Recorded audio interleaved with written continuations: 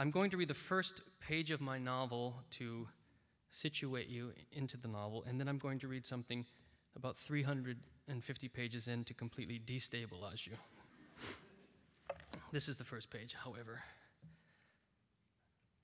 I was born twice. First, as a baby girl, on a remarkably smogless Detroit day in January of 1960, and then again as a teenage boy in an emergency room near Petoskey, Michigan in August of 1974. Specialized readers may have come across me in Dr. Peter Luce's study, Gender Identity in 5 Alpha Reductase Pseudohermaphrodites, published in the Journal of Pediatric Endocrinology in 1975. Or maybe you've seen my photograph in chapter 16 of the now sadly outdated Genetics and Heredity. That's me on page 578, standing naked beside a height chart with a black box covering my eyes. My birth certificate lists my name as Calliope Helen Stephanides. My most recent driver's license from the Federal Republic of Germany records my first name simply as Cal. I'm a former field hockey goalie, long-standing member of the Save the Manatee Foundation, rare attendant at the Greek Orthodox liturgy, and for most of my adult life, an employee of the U.S. State Department. Like Tiresias, I was first one thing and then the other. I've been ridiculed by classmates, guinea-pigged by doctors, palpated by specialists, and researched by the March of Dimes. A redheaded girl from Grosse Pointe fell in love with me, not knowing what I was. Her brother liked me too. An army tank led me into urban battle once. A swimming pool turned me into myth. I've left my body in order to occupy others, and all this happened before I turned 16. But now, at the age of 41, I feel another birth coming on. After decades of neglect, I find myself thinking about departed great-aunts and uncles, long-lost grandfathers, unknown fifth cousins, or, in the case of an inbred family like mine, all those things in one. And so before it's too late, I want to get it down for good, this roller coaster ride of a single gene through time. Sing now, O Muse, of the recessive mutation on my 5th chromosome. Sing how it bloomed 2.5 centuries ago on the slopes of Mount Olympus, while the goats bleated and the olives dropped. Sing how it passed down through 9 generations, gathering invisibly within the polluted pool of the Stephanides family. And sing how Providence, in the guise of a massacre, sent the gene flying again, how it blew like a seed across the sea to America, where it drifted through our industrial rains until it fell to earth in the fertile soil of my mother's own Midwestern womb. I'm sorry if I get a little Homeric at times. That's genetic too.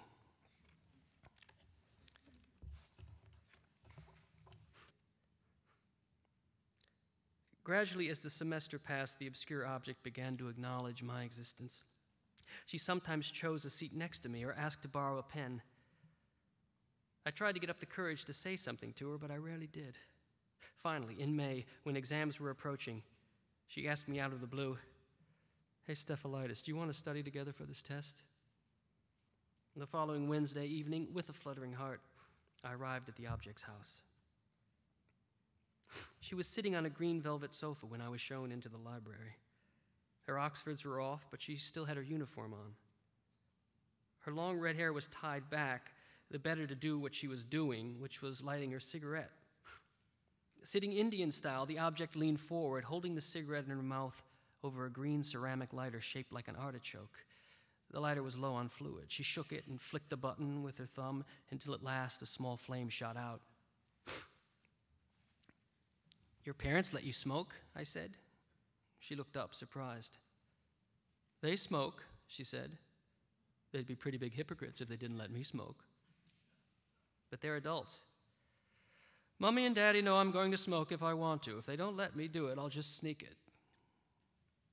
This dispensation had been in effect for some time. The object was not new to smoking. She was already a professional. As she sized me up, her eyes narrowing, the cigarette hung aslant from her mouth. Smoke drifted close to her face. It was a strange opposition, this hard-bitten, private eye expression on the face of a girl wearing a uniform for private school. "I doubt a kid like you smokes," she said. "That would be a good guess." "You interested in starting?" She held out her pack of Terrytons. "I don't want to get cancer." She tossed the pack down, shrugging. "I figure they'll be able to cure it by the time I get it." "I hope so." She inhaled again more deeply. She held the smoke in and then turned in cinematic profile and let it out. "You don't have any bad habits, I bet," she said. "I've got tons of bad habits." "Like what?" "Like I chew my hair." "I bite my nails," she said competitively. She lifted one hand to show me. "Mommy got me this stuff to put on them. It tastes like shit. It's supposed to help you quit." "Does it work?" "At first it did, but now I sort of like the taste." She smiled, I smiled, then briefly trying it out, we laughed together. "That's not as bad as chewing your hair," I resumed.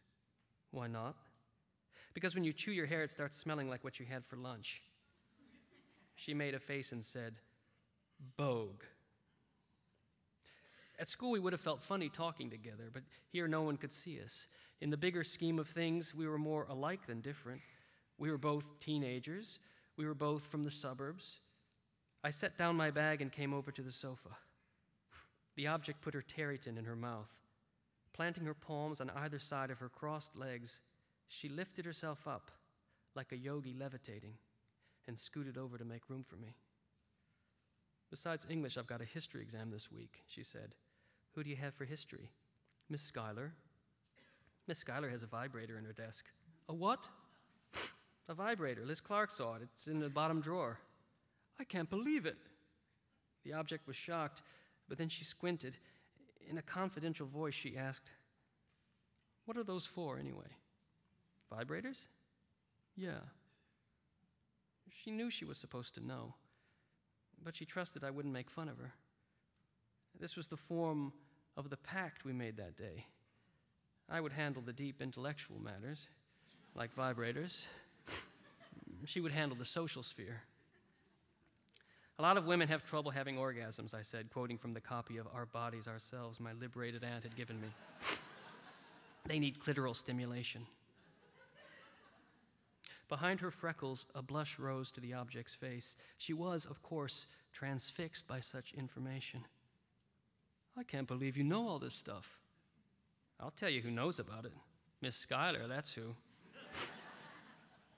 The laugh, the hoot, shot out of her mouth like a geyser, and then the object was falling back on the couch.